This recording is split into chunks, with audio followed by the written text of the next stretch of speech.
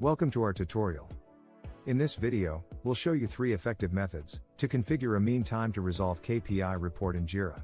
Let's get started.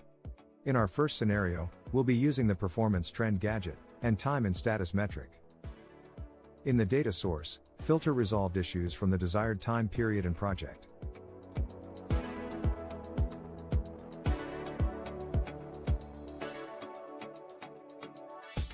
Under the Measure section, select Time and Status metric.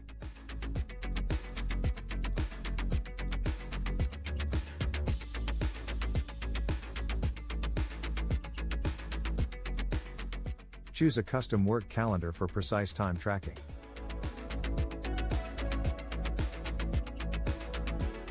And add the statuses that indicate work in progress before resolution in your workflow.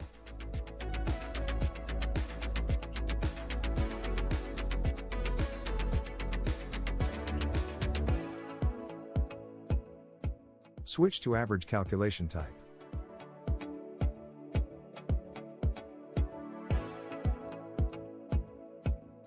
Display results by the resolved field.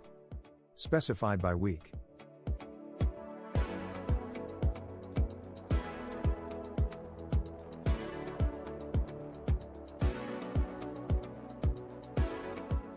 In our sample, we switch to an area chart, but that step is optional.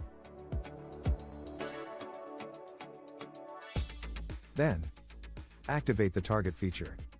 And keep the fixed type.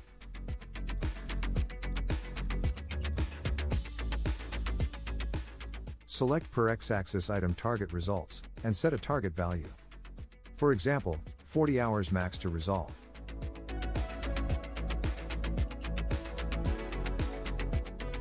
Indicate that exceeding this value is considered bad.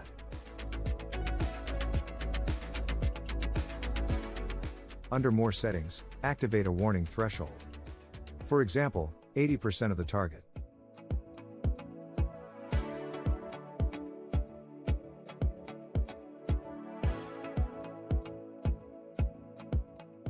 Add a custom target label, indicating a benchmark of 40 hours for optimal average resolution time.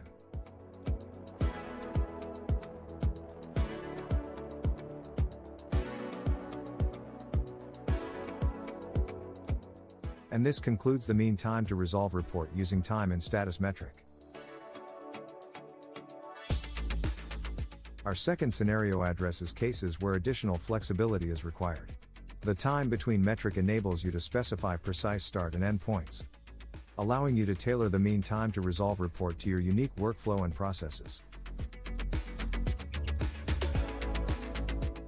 And the third method is using the elapsed time from the time to resolution SLA metric for your mean time to resolve report. This approach is particularly beneficial for obtaining aggregated data, providing valuable insights into your team's performance.